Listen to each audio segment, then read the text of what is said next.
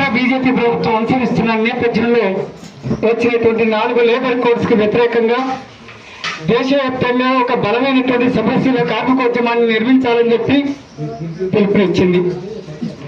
ఆ పిలుపులో భాగంగా రేపు ఫిబ్రవరి 12వ తారీఖున జరిగేటువంటి దేశవ్యాప్త సార్వత్రిక సమ్మెను కూడా విజయవంతం చేయాలని చెప్పి కోరింది కార్మికవర్గాన్ని. అయితే ఒకరోజు 2 రోజుల సమ్మెతో, ఒకరోజు ప్రదర్శన, ఒకరోజు సదస్సుతో లేబర్ కోడ్స్ రద్దు కావు. కేంద్ర ప్రభుత్వం ఆ లేబర్ కోడ్స్ వెనక్కి తీసుకోదు. కనుక కార్మిక వర్గం దేశవ్యాప్తంగా అన్ని విభాగాల్లో పనిచేసేటువంటి, అన్ని సెక్టర్లు, అన్ని పరిశ్రమల్లో, కార్ఖానాల్లో పనిచేసేటువంటి కార్మికులు ఒక బలమైనటువంటి సమస్యల కార్మికోద్యమ నిర్మాణానికి పూనుకోవాల్సి ఉంటుంది. ఆ పోరాటం, ఆ ఉద్యమం నిరంతరాయంగా జరగాల్సి ఉంటుంది. అందుకనే నిరంతర సమ్మెల ద్వారా, నిరంతర పోరాటాల ఉద్యమాల ద్వారా మాత్రమే 4 లేబర్ కోడ్స్ ని మనం రద్దు చేయించుకోగలుగుతామని చెప్పి మన all India IFTU general council భావించి ఆ మేరకు దేశ కార్మిక వర్గానికి పిలుపునిచ్చింది. ఆ పిలుపులో భాగంగా తెలంగాణ రాష్ట్రంలో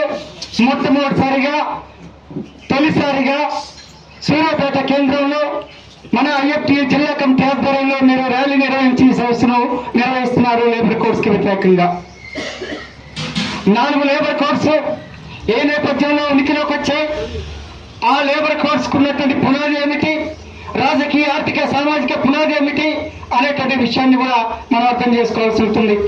మన ఉపన్యాసాల ద్వారానో, ర్యాలీల ద్వారానో, పాటల ద్వారానో ఈ విషయాన్ని లోతుగా అర్థం చేసుకోలేము. కనుక జిల్లాలో ఉన్నటువంటి జిల్లా కమిటీ సభ్యులు, ఏరియా కమిటీ సభ్యులు, అనుబంధ సంఘాల సభ్యులు, ఎవరైతే కమిటీలలో నిర్మాణాల్లో ఉన్నారో వాళ్ళందరితో కూడా ప్రత్యేకంగా క్లాసులు నిర్వహించి లేబర్ కోడ్స్ లో ఉన్నటువంటి ప్రమాదం ఏంటో, అందులో ఆ 4 లేబర్ కోడ్స్ లో కార్మికులకు గతంలో పోరాడి సాధించుకున్న హక్కులు ఎట్లా రద్దు చేయబడుతున్నాయో ఈ విషయాలన్నీ కూడా వాళ్ళకు బోధపడే విధంగా, వాళ్ళకు అర్థమయ్యే రీతిలో వాళ్ళకు మనం అర్థం చేయించగలిగినప్పుడు మాత్రమే కార్మిక వర్గం వీధుల్లోకి రాగలుగుతుంది, ఉద్యమాల్లో నిలబడగలుగుతుంది, పోరాటాల్లో నిలకడగా ముందుకు సాగుతుంది అని చెప్పి మన IFTU జాతీయ కమిటీ భావించింది. అందులో భాగంగానే ఇవాళ ఈ జిల్లాలో 4 లేబర్ కోడ్స్ కి వ్యతిరేకంగా ప్రారంభమైనటువంటి ప్రతిఘటన రానున్న కాలంలో మొత్తం జిల్లాలో ఉన్నటువంటి కార్మిక వర్గాన్ని ఐక్యం చేసే వైపుగా, సంఘటితపరిచే వైపుగా, అదేవిధంగా కలిసి వచ్చే అన్ని కార్మిక సంఘాలను కూడా కలుపుకొని ఐక్యంగా ముందుకు పోయే విధంగా మీ కార్యాచరణ ఉండాలని చెప్పి తెలంగాణ రాష్ట్ర కమిటీ కూడా భావిస్తూ మీకు విజ్ఞప్తి చేస్తుంది. అయితే 4 లేబర్ కోడ్స్ ఏ దశలో ఉనికిలోకి వచ్చాయి, దానికి ఉన్న పూర్వ నేపథ్యం ఏంటనేది కూడా ఈ సందర్భంగా మనం అర్థం చేసుకోవాలి. దాదాపు భారతదేశంలో కేంద్ర ప్రభుత్వ పరిధిలో 44 చట్టాలు ఉన్నాయి. అదేవిధంగా వివిధ రాష్ట్రాల్లో కలిపి మొత్తం 260 రకాల చట్టాలు దేశంలో కొనసాగుతున్నాయి. ఈ 264 చట్టాలు వివిధ రాష్ట్రాల్లో ఉంటే కేంద్ర ప్రభుత్వ పరిధిలో ఉన్నటువంటి 44 కార్మిక చట్టాల్లో అత్యంత కీలకమైనటువంటి, అంటే కార్మిక వర్గానికి జీవనాధారమైనటువంటి, జీవించే హక్కుకి గ్యారంటీ ఇచ్చేటువంటి 29 రకాల కార్మిక చట్టాలని రద్దు చేసి వాటి స్థానంలో 4 లేబర్ కోడ్స్ తీసుకొచ్చారు.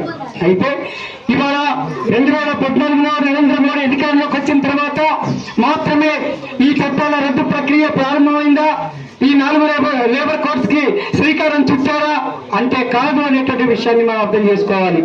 ఎందుకంటే కార్మిక చట్టాలు ఉనికిలోకి రావడానికి 100 ఏళ్ల చరిత్ర ఉంది. అంతేకాదు వేలాది మంది కార్మికుల బలిదానాలు, త్యాగాలు, లక్షలాది మంది కార్మికుల క్షతగాత్రలు, వాళ్ళ రక్తం నుండి ఒడిసినటువంటి రక్త తర్పణలు ఏవైతే ఉన్నాయో అవన్నీ కూడా ఈ కార్మిక చట్టాలకు పునాదిగా ఉన్నాయి. ఆ పునాది నుంచే ఇవాళ ఉన్నటువంటి దేశంలో ఉన్నటువంటి 44 రకాల చట్టాలు, వివిధ రాష్ట్రాల్లో ఉన్నటువంటి 220 రకాల చట్టాలని కార్మిక వర్గం సాధించుకుంది. అందులో ముఖ్యంగా వేతనాల సమస్య, 10 గంటల సమస్య, ఉపాధి ఉద్యోగ గ్యారంటీ, ఈ 3 అత్యంత కీలకమైనటువంటి అంశాలు. అందుకనే ఈ 44 రకాల చట్టాలు, 29 రకాల చట్టాలు రద్దు కావడానికి ఉన్న పూర్వ నేపథ్యం ఏంటనేది కూడా ఒక 2 నిమిషాలు మనం పరిశీలించాల్సి ఉంటుంది. మీ అందరికీ తెలుసు, దాదాపు భారతదేశాన్ని 200 సంవత్సరాల పాటు ప్రత్యక్షంగా, 200 సంవత్సరాల పాటు పరోక్షంగా పరిపాలించినటువంటి బ్రిటిష్ వలస పాలకులు ఎవరైతున్నారో ఆ వలస పాలనలోనే పెద్ద ఎత్తున కార్మిక వర్గం అనేక ఉద్యమాలు, పోరాటాలు చేసి ఉరికం